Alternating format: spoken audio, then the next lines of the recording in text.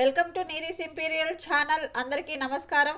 లలితా సహస్రనామాలు మనోపరివర్తనలు అనే మన ఛానల్లోని ప్రత్యేక కార్యక్రమం ద్వారా లలితా సహస్రనామాల్ని పఠించడం వల్ల ఒక్కొక్క నామమే మనిషి యొక్క మానసిక పరివర్తనను ఎలా తీసుకొస్తుంది అనేది చెప్పుకుంటున్నాము. అందులో భాగంగా ఈరోజు 156, 157 శ్లోకాలు, ఆ శ్లోకాల్లోని ఒక్కొక్క నామాన్ని విశ్లేషించుకుంటాము, ఆ నామాల ప్రభావాన్ని వివరించుకుంటాము.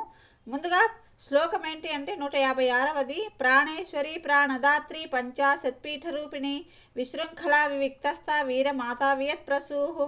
ఇందులో ముందుగా ప్రాణేశ్వరి అనే నామం గురించి తెలుసుకుందాం. ప్రాణేశ్వరి అంటే అర్థం ఏంటంటే ప్రాణులకు ఈశ్వరి లేదా ప్రాణులకు ప్రాణమై ఉన్నది అని అర్థం అన్నమాట. ప్రాణుల్లో సాధారణంగా మామూలు ప్రాణమే కాకుండా పంచప్రాణాలు అనేవి ఉంటాయి. ప్రాణ, అపాన, వ్యాన, ఉదాన, సమాన అని 5 ప్రాణాలు ఉంటాయి. వీటినే పంచప్రాణాలు అంటారు కదా. ఈ పంచప్రాణాలతో పాటు ఆ ప్రాణుల మీద అధికారము కలిగినది అని అర్థం అన్నమాట ఈ నామానికి. ఈ నామ ప్రభావం వ్యక్తిత్వంలో ఎలాంటి అంటే మానసిక పరిస్థితుల్లో ఎలాంటి మార్పులు తీసుకొస్తుందంటే మనకు ఏ వ్యక్తి మీద లేదా ఏ వస్తువు మీద అతి వ్యామోహము, అతి అభిమానము లేదా అతి మమతానురాగాల్ని ఏర్పరచనీయకుండా నియంత్రణ చేస్తుంది మనసుని. మనం చూస్తుంటాము, నాకు పలానా వ్యక్తి వారి పిల్లలు కావచ్చు లేదా మనవాళ్ళు కావచ్చు లేదా వారి అభిమాన నాయకులు నటులు కావచ్చు, వారంటే మాకు పంచప్రాణాలు అంటుంటారు కదా. వారికి ఏదన్నా అయితే తట్టుకోలేని పరిస్థితి ఇలా ఉంటాయి మానసికంగా. అలాగే అభిమానాన్ని, ప్రేమని కొంతమంది వస్తువుల మీద, పెంపుడు వస్తువులు లేదా పెంపుడు జంతువుల మీద కూడా చూపిస్తూ ఉంటారు. ఆ విధంగా అతి అభిమానము, అతి మమత, అనురాగాల్ని ఏర్పరచుకోకుండా దేని మీదైనా ఎంత ప్రేమను కురిపించాలో, ఎంత అభిమానాన్ని చూపించాలో అంతే విధంగా అనురాగాన్ని, జాలిని కలిగి ఉండడము అనేది మనసుకు అలవాటు చేసుకుంటాము. సరిగ్గా గమనిస్తే మానసికంగా బలంగా ఉన్నవారు అన్నిటి మీద ప్రేమ, అభిమానాల్ని చూపుతారు కానీ అతిగా దేని మీద కూడా ప్రేమను పెంచుకోరు. ఏదైనా మానసిక బలహీనతలు ఉన్నవారు మాత్రమే కొన్నింటి మీద అతి ఇష్టాన్ని ఏర్పరచుకొని పొరపాటున అవి దూరం అయితే ఇక తమ ప్రాణమే పోయినంతగా ఫీల్ అవుతూ ఉంటారు కదా. ఇలాంటి మానసిక బలహీనతలను తొలగిస్తాయి అమ్మవారి నామాలు. తరువాతి నామం ప్రాణదాత్రి అంటే ప్రాణములను ఇచ్చునది అని. అమ్మవారు ప్రాణము తానే, ఆ ప్రాణాన్ని ఇతర ప్రాణులకు ఇచ్చునది తానే, ఆ ప్రాణంలో ప్రాణంగా ఉండునది తానే కాబట్టి ప్రాణదాత్రి అన్నారు. ఈ నామ ప్రభావం చూసేద్దాం. మనిషికి శ్వాసక్రియ చాలా ముఖ్యము కదా. అంటే మనిషి తల్లి గర్భంలో ఉన్నప్పటి నుంచి తల్లికి సరైన శ్వాస ఉంటేనే బిడ్డకు కూడా శ్వాస అనేది చక్కగా అంది మెదడు, ఇతర అవయవాలు అనేవి చక్కగా ఏర్పడి పనిచేస్తాయి. ఈ శ్వాసక్రియలో ఏమాత్రం పొరపాటు జరిగినా ఆరోగ్యానికి, ప్రాణాలకు ప్రమాదం ఉంటుంది కదా. కాబట్టి అటువంటి శ్వాస వ్యవస్థను సమర్థవంతంగా నిర్వహించుకోవాలి, శ్వాస చక్కగా ఉండాలి అనే ఒక స్ఫురణ మనలో కలుగుతుంది. ఇది ఆరోగ్యానికి సంబంధించినది కదా అనుకోవచ్చు, కానీ ఆక్సిజన్ అనేది శరీరంలో సరిగా అందకపోతే మెదడు సరిగా పనిచేయక ఆలోచన శక్తి, శారీరక శక్తి తగ్గిపోతాయి కదా. కాబట్టి మరి ఆక్సిజన్ అనేది అంటే శ్వాసక్రియ అనేది సరిగా ఉంటే మంచి ఆలోచనలు కలిగి ఉండి మంచి ప్రవర్తనతో జీవితం చక్కగా ఉంటుంది. తర్వాత నామం పంచాశత్పీఠ రూపిణి. ఈ నామాన్ని కొంచెం ప్రత్యేకంగా చెప్పుకోవాలి. నిజానికి పంచాశత్పీఠ రూపిణి అంటే ప్రత్యక్ష అర్థం ఏంటి అంటే 105 పీఠాలలో శక్తి రూపిణిగా ఉన్నది అని అర్థము. కొన్ని చోట్ల 50 అని కూడా చెప్పినారు. శతం అంటే 100, పంచ అంటే 5 కాబట్టి 105 అని, కొన్ని చోట్ల 50 పీఠముల రూపముగా ఉన్నది అని కొన్ని చోట్ల చెప్పినారు. కానీ అంతరార్థం ఏమని చెప్తున్నారంటే మన వాంగ్మయము అంటే విద్య అనేది వేదములు కానీ ఎక్కడి నుంచి ఏది తీసుకున్నా కూడా వాంగ్మయంలో అక్షరాలే చాలా ముఖ్యం. ఈ అక్షరాలు అచ్చులు 16, హల్లులు 34 కలిపి 50 అక్షరాలు ఉంటాయి. అంటే అళ, బండిరా ఈ 2 తీసేస్తే 34 అక్షరాలు హల్లులు ఉంటాయి. అన్ని కలిపితే 50 అవుతాయి. ఈ 50 అక్షరాలు ఒక్కొక్క అక్షరము ఒక శక్తి పీఠం అన్నమాట, శక్తి బీజములవి. ఆ రూపములో ఉండు అమ్మవారు అనే ఒక అంతరార్థంతో పంచాశత్పీఠ రూపిణి అనే నామాన్ని చెప్పినారు. ఈ నామ ప్రభావం ఏంటి అనేది చూద్దాం. మన వర్ణమాలలోని 50 అక్షరాలను స్పష్టంగా పలకగలిగి ఆ శక్తిని వినియోగించుకోగలిగే ఒక సామర్థ్యం ఏర్పడుతుంది. మనిషి మేధోపరంగా చక్కగా ఉన్నాడు అని చెప్పడానికి ఒక సింపుల్ ఉదాహరణ ఏంటి అంటే వర్ణమాలలోని అన్ని అక్షరాలని స్పష్టంగా చక్కగా పలకగలిగితే వారికి విద్యా సంబంధమైన అవాంతరాలు చాలా మటుకు, అంటే అవాంతరాలు అంటే ఇక్కడ భౌతికమైనవి కాదు, మానసికమైనవి. అంటే చదువు పట్ల శ్రద్ధ లేకపోవడము, అర్థం కాకపోవడము, ఇలాంటి సమస్యలు అనేవి ఉండవు. కాబట్టి ముందుగా ఈ 50 అక్షరాలని స్వచ్ఛంగా స్పష్టంగా పలకగలిగే శక్తి అనేది మనలో ఏర్పడుతుంది. తర్వాతి నామం విశృంఖల. విశృంఖల, శృంఖలములు అంటే సంకెళ్ళు అని, విశృంఖల అంటే సంకెళ్ళు లేనిది, తొలగింపబడిన సంకెళ్ళు గలది అని. ఇంకోటి విశృంఖలంగా అంటే స్వేచ్ఛగా అని కూడా అర్థం ఉంది, పరిమితులు లేని అనే అర్థం చెప్పుకోవచ్చు. ఇక్కడ మనకు ఒక సూచన చేస్తున్నారు. ఏంటంటే ఎవరైనా అధర్మంగా అక్రమంగా సంపాదన చేసి దాని ద్వారా చిక్కుల్లో పడ్డవారు అమ్మవారిని మనస వాచ ధ్యానించి ఈ నామాన్ని స్మరిస్తే, అంటే విశృంఖలాయై నమః, అమ్మవారిని విశృంఖల అని స్మరిస్తూ ఆ నామాన్ని జపిస్తూ విశృంఖలాయై నమః అని చెప్పుకుంటే ఆ చిక్కుల నుంచి విముక్తి చెందుతారట. ఇక మరెప్పుడు కూడా అధర్మమైన వ్యవహారాల్లో ఆ మార్గంలో వెళ్లకుండా వారిలో మంచి మార్పు అనేది కనబడుతుంది. ఇదే ఈ నామ ప్రభావం. అంటే మనలో పాప భీతి అనేది ఒకటి ఏర్పడుతుందన్నమాట. అంటే ఏదైనా అన్యాయము లేదా అక్రమము అధర్మానికి పాల్పడినప్పుడు చివరికి అది మనల్ని చిక్కుల వైపే తీసుకెళ్తుంది అనే ఒక పాప భీతి, భయము అనేది ఏర్పడినప్పుడు ధర్మ మార్గంలో నడుచుకుంటూ ఒక నిబంధనలతో నియమబద్ధమైన జీవితాన్ని గడపగలుగుతాము. తర్వాతి నామం వివిక్తస్థ. ఈ నామానికి అర్థం ఏంటంటే అన్నింటిలోనూ అన్ని రకాలుగా వర్ధిల్లుతూ ఉండేదన్నమాట. అంటే అమ్మవారిని ఒక్కటిగాను చెప్పుకోవచ్చు, అన్నింటిలోనూ ఉన్నట్లుగాను చెప్పొచ్చు. ఏ వస్తువు, ఏ జీవి ఏ రూపంలో ఉంటే ఆ రూపంగాను చెప్పుకోవచ్చు. అన్ని రూపాల్లోనూ చెప్పుకున్న అమ్మవారు తన ప్రత్యేకత అనేది పోగొట్టుకోకుండా, అంటే కోల్పోకుండా ప్రకాశిస్తూ ఉండేది అని అర్థం అన్నమాట. ఈ నామ ప్రభావం ఎలా ఉంటుందంటే మనము ఈ ప్రపంచంలో అంతమందిలో అందరిలోనూ ఉన్నా కూడా మనకంటూ ఒక ప్రత్యేకత అనేది ఏర్పడుతుంది. ఆ ప్రత్యేకత ఎందుకు ఏర్పడుతుంది అంటే మనలోని సద్గుణాల వల్ల, సత్ప్రవర్తన వల్ల, కార్యనిర్వహణ దక్షతలు మొదలైన అన్ని సామర్థ్యాలు, లక్షణాల వల్ల మనము అందరిలోనూ ప్రత్యేకంగా కనిపిస్తాము. అంటే అందరిలో ఉన్నట్టే ఉంటూ మన ప్రత్యేకత అనేది మనకు ఉంటుందన్నమాట. తర్వాతి నామం వీరమాత. వీరులు అంటే ఎవరు అనేది మనము వీరారాధ్య అనే నామంలో చెప్పుకున్నాం. వీరులు అంటే శారీరక బలం కలిగిన వారు కావచ్చు, మేధస్సు కలిగిన వారు కావచ్చు, ధైర్యం కలిగిన వారు. ఇంకా గంభీరంగా చెప్పుకుంటే అంతరార్థంగా దేవతలను, గంధర్వులను మొదలైన వారిని కూడా వీరులు అంటారట. ఆ విధంగా వారికి కూడా, వీరందరికీ కూడా అమ్మవారు మాత, తల్లి కాబట్టి వీరమాత అని అన్నారు. ఈ నామ ప్రభావంతో మనలో ఎటువంటి గొప్ప శక్తి ఏర్పడుతుంది అంటే కారణరహితంగా ధర్మాన్ని ఆచరించగలుగుతాము. మన ఉనికియే ధర్మంగా భావింపబడతాము. అంటే ధర్మంగా ప్రవర్తిస్తూ, ధర్మంగా ఆర్జిస్తూ, సంఘానికి ఉపయోగపడుతూ, కన్న తల్లికి పేరు, మంచి పేరు తెచ్చే విధంగా ఉంటుంది మన ప్రవర్తన. తర్వాతి నామం వియత్ప్రసూహు. అంటే వియత్ అంటే ఆకాశమును, ప్రసూహు అంటే ప్రసవించినది, అంటే ఆకాశము పుట్టడానికి కారణమైనది.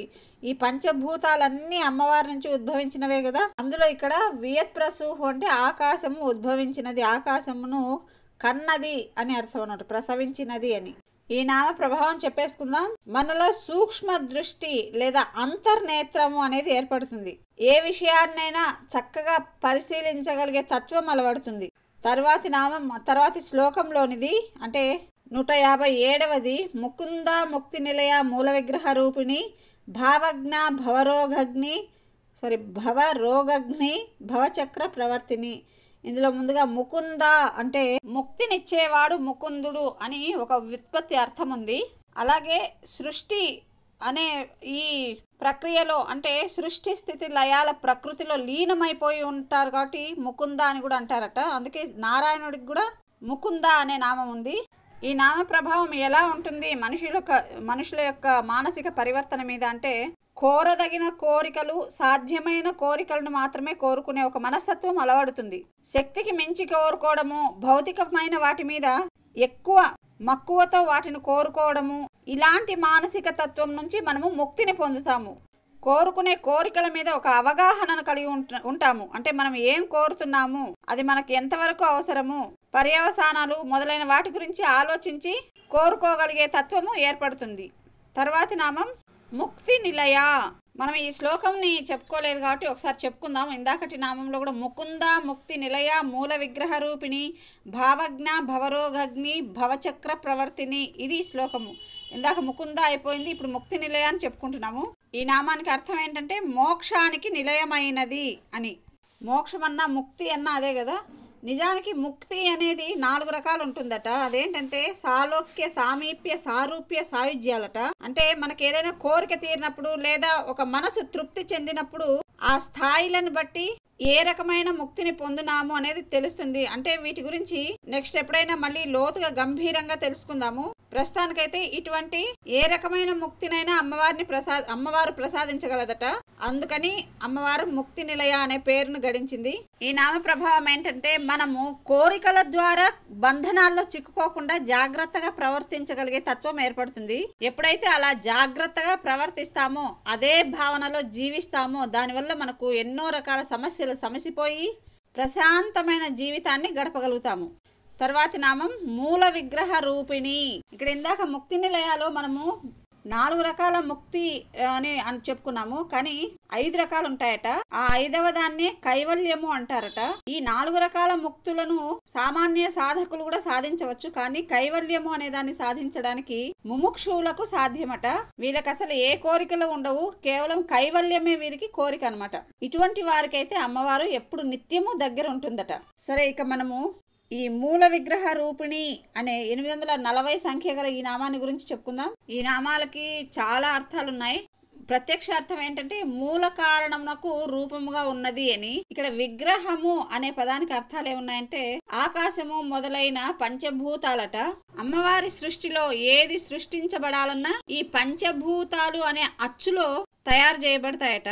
ఈ నామ ప్రభావం ఏంటో చూసేద్దాం. ఇందాకటి నామంలో చెప్పుకున్న విధంగా బంధనాల్లో చిక్కుకోకుండా జాగ్రత్తగా ప్రవర్తించి ప్రశాంతమైన జీవితాన్ని గడుపుతాం కదా. ఆ ప్రశాంతత అనే దాన్ని అంటే ఆ ప్రశాంతత అంటే ఎలా ఉంటుంది అనేది ప్రత్యక్షంగా తెలుసుకోగలుగుతామట. ఒక విగ్రహాన్ని ఎలా స్పష్టంగా చూడగలుగుతామో ఆ విధంగా ప్రశాంతత అనే దాన్ని, అది అమూర్త విషయమైన మనము ప్రశాంతతకు రూపంగా ప్రకటించబడతామన్నమాట. తర్వాతి నామం 841ది భావజ్ఞ. అంటే భావములు తెలిసినది లేదా తెలుసుకొనున్నది అని. అమ్మవారికి అంటే భగవంతుడికి భావనా మాతృడు అని శబ్దము ఆ పదం ఉంది కదా, ఆ మాట. ఆ విధంగా తన భావముల చేత తెలుసుకోదగినది అని కూడా అర్థము. ఇంకా ఏమంటున్నారంటే ఇప్పుడు సూర్యుడు చంద్రుడు లేదా భూమి గ్రహాలు ఇవన్నీ వాటి వాటి కక్షల్లో అవి గమనము చెందుతున్నట్టు మనలో భావనలు కూడా ఒక కక్ష మీదే పని చేస్తూ ఉంటాయట. ఇక్కడ మీకు ఒక క్వశ్చన్, భావనకి అభిప్రాయానికి తేడా ఏంటి చెప్పండి, కామెంట్ ద్వారా తెలియచేయండి. దీని గురించి నెక్స్ట్ వీడియోలో దీని సమాధానం చెప్తాను.